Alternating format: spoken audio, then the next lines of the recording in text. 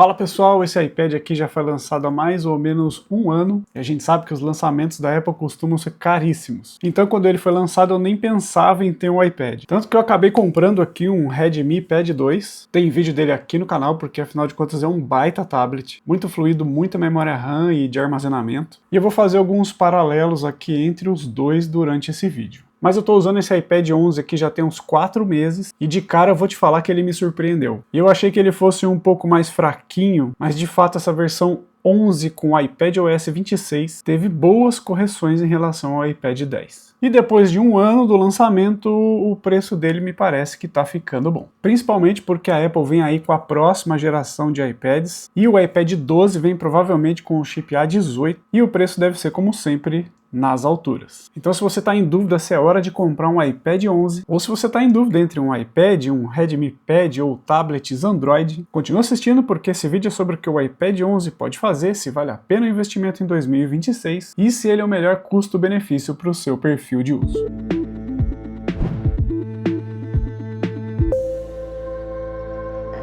iPad versus tablets Android. Sobre comprar um iPad ou um tablet Android, eu diria que a resposta está principalmente no ecossistema que você usa. Se você usa um celular Android e usa a suite do Google, o Drive, o Google Fotos, o Gmail e outros aplicativos do mundo do Google, vai de tablet Android e nesse caso eu recomendo demais o Redmi Pad 2. Esse que eu tenho aqui, ele tem 8 GB de memória RAM, 256 GB de armazenamento interno, uma tela IPS de 90 Hz com resolução um pouco mais alta que o iPad, mas ele também tem uma bateria que dura mais e custa basicamente a metade do preço. Mas então por que você escolheria um iPad? Eu acho que tem dois pontos principais aqui. Primeiro é o gosto. Se você quer um iPad, compra o iPad. Aí não vai ter muitos argumentos que te convençam do contrário se você já está propenso em buscar por um iPad ou decidido em comprar um iPad. Agora, o segundo ponto que para mim faz muito sentido é se você já possui outro dispositivo Apple, tipo um iPhone, um MacBook ou um Mac Mini, porque nesse caso você vai ter uma interatividade incrível entre esses dispositivos. Você troca arquivos entre eles, tipo fotos, vídeos, documentos, com muita facilidade. Você tem funções de copiar e colar entre eles também, compartilhamento de tela sem fio entre um MacBook e um iPad, por exemplo, compartilhamento de internet sem precisar rotear manualmente aí no celular. Tem um recurso que eu acho fantástico, que é o dispositivo esquecido. Sempre que eu saio de perto do meu iPad,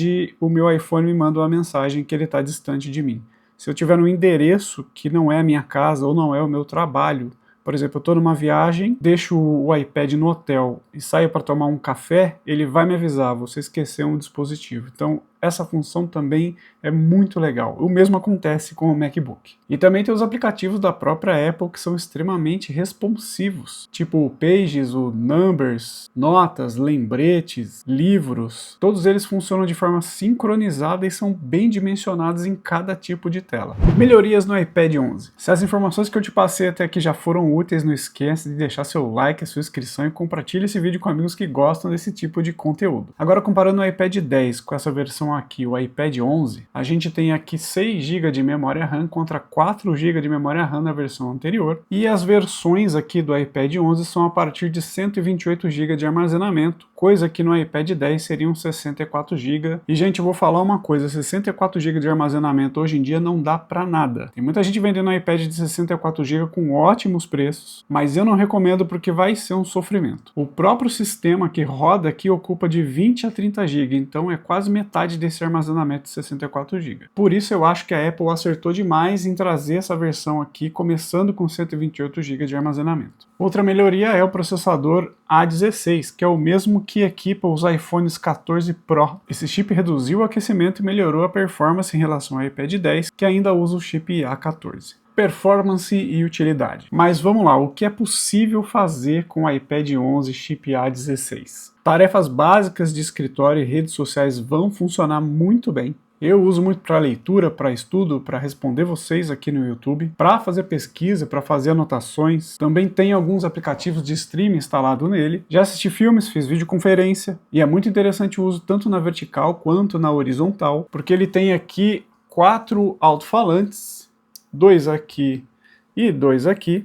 Então é certo que o som vai sair mesmo se você segurar ele aqui na vertical quanto na horizontal. Sempre vai ter um speaker aí liberado para você ouvir o som dele e isso é muito bom. E para aproveitar e falar um pouquinho da bateria, para esse perfil de uso que eu acabei de falar para vocês, que é o meu perfil de uso, e aí cada um vai ter o seu, eu vou colocar aí que eu uso ele assim umas 3 horas diárias. E usando nessas 3 horas diárias, a bateria vai durar aí para mim de 3 a 4 dias, às vezes dura até 5 dias, dependendo do brilho que eu ponho na tela também. Às vezes se eu tô lendo, eu deixo o brilho bem baixo, isso aí prolonga a vida da bateria, né? Mas em resumo, a gente vai chegar próximo ali das 10 horas de bateria que a Apple promete. Mas dá para fazer mais coisas? Ele aguenta? E aguenta, gente! Só para vocês terem uma ideia, eu deixei aqui alguns apps abertos enquanto eu gravo esse vídeo.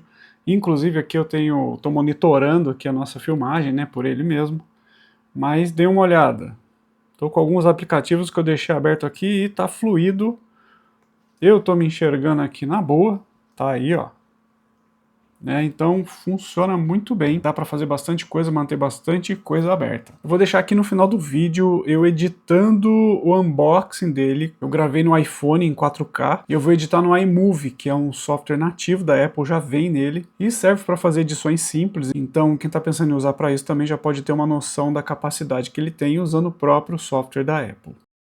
Bom, fora isso, dá para usar ele como um MacBook ou um notebook? Sim, dá, é possível, é só você adicionar um teclado e um mouse Bluetooth que vai rodar muito bem. Inclusive eu separei aqui na descrição, no QR Code que aparece durante o vídeo ou no comentário fixado, links com preços e promoções de iPads e acessórios interessantes, como esse suporte magnético que já vem com o trackpad e o teclado. Mas também dá para conectar ele no monitor externo e ter uma tela maior. Mas aqui fica um ponto de atenção porque esse modelo de entrada com o chip A16 só vai espelhar a tela e não vai estender para você de fato ter mais espaço de trabalho. Então o que aparecer na tela dele é o que vai aparecer nessa tela externa.